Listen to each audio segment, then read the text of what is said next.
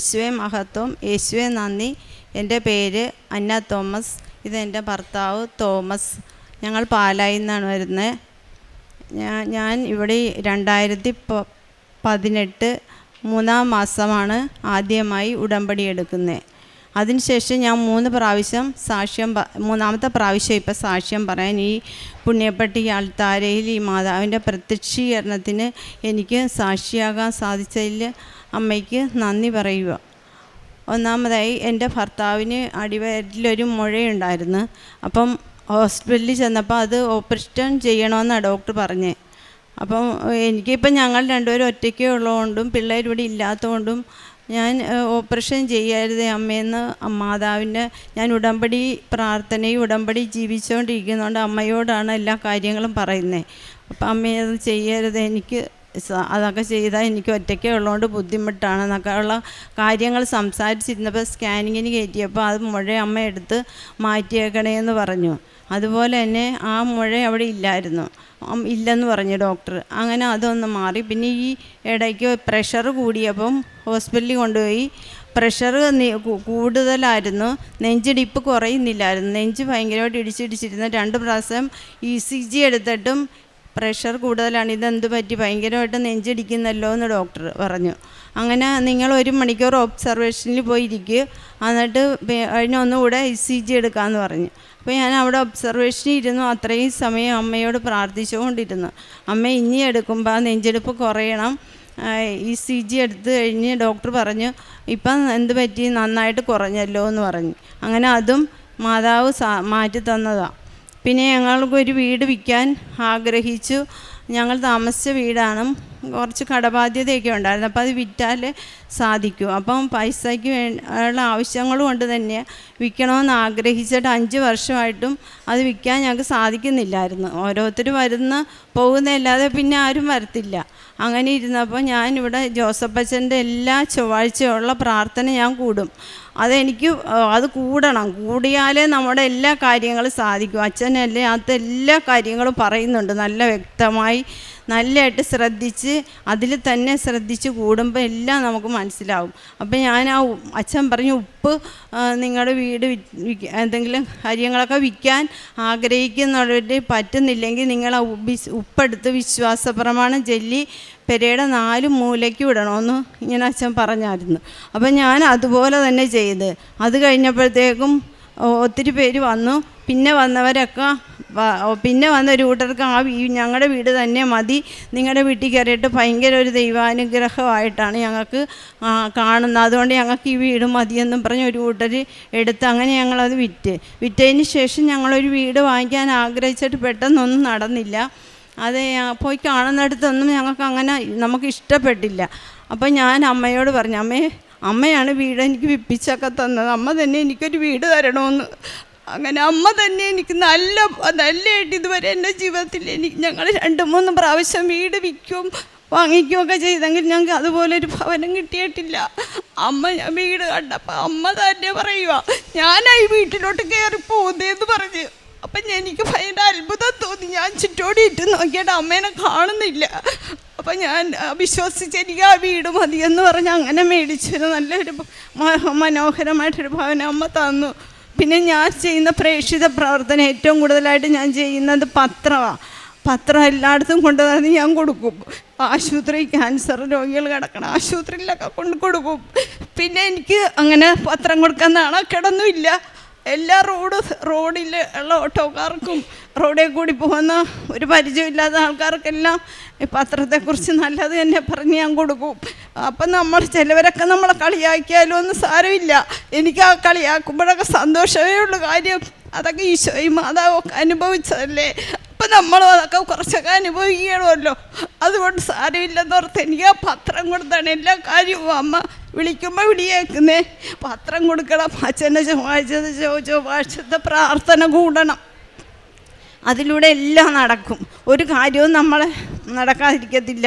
പിന്നെ നമുക്കും ബുദ്ധിവേദനകളൊക്കെ ഉണ്ടാവും, അത് ദൈവം എല്ലാം ഒന്നും മാറത്തില്ലെന്ന് അച്ഛൻ ആരാധന പറയുന്നുണ്ടല്ലോ, അതുപോലെയാണ്. എന്നാലും ദൈവത്തോട് സ്നേഹിച്ച് ദൈവത്തിൻ്റെ ഉടമ്പടിയിൽ ഉറച്ച് നിന്ന് ദൈവത്തോടുള്ള സ്നേഹമാണ് ഉടമ്പടിയെന്ന് ആഗ്രഹിച്ചാണ് ഞാൻ ഉടമ്പടി ചെയ്യുന്നത്. അല്ലാതെ എനിക്ക് എൻ്റെ കാര്യം സാധിക്കാനല്ല.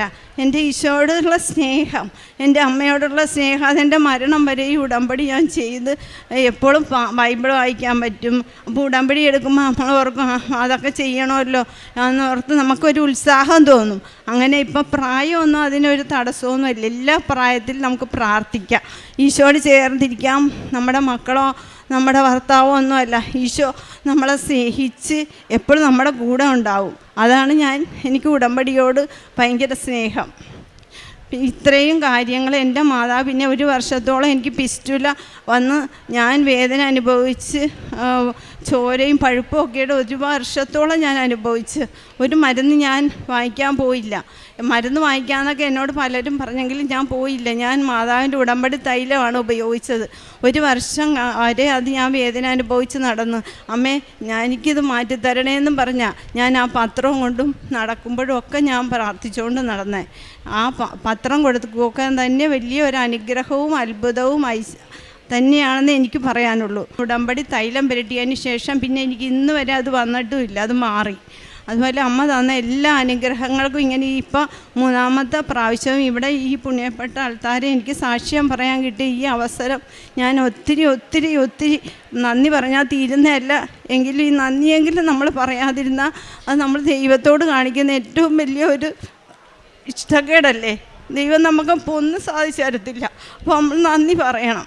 പറയാൻ മടിക്കൊന്നും വേണ്ട, പറയാം. യേശുവേ നന്ദി, യേശുവേ മഹത്വം, യേശുവേ ആരാധന. കർത്താവെ, എന്നെ സുഖപ്പെടുത്തണമേ, അപ്പോൾ ഞാൻ സൗഖ്യമുള്ളവനാകും. എന്നെ രക്ഷിക്കണമേ, അപ്പോൾ ഞാൻ രക്ഷപ്പെടും. അങ്ങ് മാത്രമാണ് എൻ്റെ പ്രത്യാശ. ജെറമ്യാ പ്രവാചകൻ്റെ പുസ്തകം 17-ാം അധ്യായം 4-ാം വചനമാണ്. 5 വർഷത്തോളം വിൽക്കാൻ പറ്റാതിരുന്ന ഒരു സ്ഥലമാണ്. ഉടമ്പടി വസ്തുക്കളായ നേർച്ച വസ്തുക്കളായ ഉടമ്പടി ഉപ്പ് ഉപയോഗിച്ച് പ്രാർത്ഥിച്ച് വിശ്വാസ പ്രമാണം ചൊല്ലിയപ്പോൾ 5 വർഷത്തിൻ്റെ സമയ ചുരുക്കത്തിൻ്റെ അമ്മയുടെ അതിലിടപെടുകയും പെട്ടെന്ന് തന്നെ ആ സ്ഥലം വിൽക്കാൻ സാധിക്കുകയും പുതിയൊരു നല്ല ഭവനം നൽകി ഇവരെ അനുഗ്രഹിക്കുകയും ചെയ്തത്. ആ വീട് വാങ്ങിക്കാൻ പോയപ്പോഴേ മകൾ പറഞ്ഞത്, ഈശോയും അമ്മയും എനിക്ക് മുൻപിൽ പോയി അമ്മയുടെ സാന്നിധ്യം എനിക്ക് മനസ്സിലാക്കാൻ സാധിച്ചു. അങ്ങനെയാണ് ഇത് അമ്മ തന്ന ഭവനമെന്ന് ഈ സഹോദരിക്ക് മനസ്സിലായതെന്ന്. പിന്നീട് ഈ മകൾക്കുണ്ടായിരുന്ന ഫിസ്റ്റുല എന്ന അസുഖമാണ്. അതും 1 വർഷത്തോളം വേദന സഹിച്ച് നടന്നു. ഈശോയുടെ അമ്മയോടും കരഞ്ഞ് പ്രാർത്ഥിച്ചു, വേദന സഹിച്ചു. ഉപ്പും തൈലവും തേനുമാണ് ഉപയോഗിച്ചത്. ആ പ്രാർത്ഥനയുടെ ഫലമായിട്ടാണ് ആ മകൾക്ക് അസുഖത്തിൽ നിന്ന് പൂർണ്ണമായി സൗഖ്യം ലഭിച്ചത്. ഉടമ്പടി മക്കളുടെ ജീവിതത്തിൽ നമ്മൾ ഓരോരുത്തരുടെ ജീവിതത്തിലും കാണുന്നത് അവരുടെ ജീവിതത്തിൽ ഈശോയും അമ്മയും ഇടപെടുന്നതാണ്. വിശ്വാസത്തോടെ പ്രാർത്ഥിക്കുന്ന മക്കളുടെ ജീവിതത്തിൽ ഈശോയും അമ്മയും കനിഞ്ഞു നൽകുന്ന അനുഗ്രഹങ്ങളുടെ സാക്ഷ്യമാണ് നാം ഓരോ ദിവസവും ഈ ആലയത്തിൽ വരുമ്പോൾ കേൾക്കുന്നത്. ഈ മക്കൾ പറഞ്ഞത്, പത്രം കൊടുക്കുമ്പോൾ ആരെന്ത് പറഞ്ഞാലും എനിക്ക് കുഴപ്പമില്ല, ദൈവത്തിൻ്റെ സ്നേഹത്തിനെ പ്രതി എന്ത് സ്വീകരിക്കാൻ ഞാൻ തയ്യാറാണെന്നാണ്. അതാണ് ആ ദൈവസ്നേഹം. ആ സ്നേഹത്തിലൂടെയാണ് ഈ മകൾ ഇന്ന് 3ാമത്തെ പ്രാവശ്യം സാക്ഷ്യം പറയാൻ സാധിച്ചത്. ഈ മകളുടെ ആത്മീയ